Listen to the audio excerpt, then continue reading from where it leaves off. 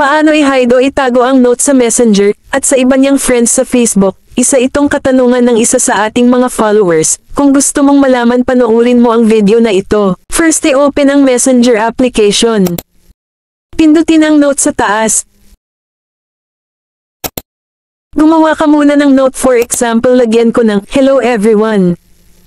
Pagkatapos malagyan ng note, pindutin ang change na makikita mo sa baba. Piliin mo dito ang hide note from, at pindutin ito. Hanapin mo dito ang iba mong friends, na ayaw mong makakita sa lahat ng mga note mo na inilagay mo sa Messenger. Pag nahanap mo na sila, pindutin ang box na nasa gilid ng kanilang pangalan. Pagkatapos mong pindutin ang box na nasa gilid sa kanilang mga pangalan, pindutin ang apply sa taas.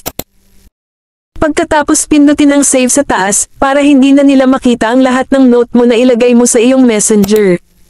Pagkatapos, pindutin mo na ang share sa taas para ma-post mo na ang note sa iyong Messenger.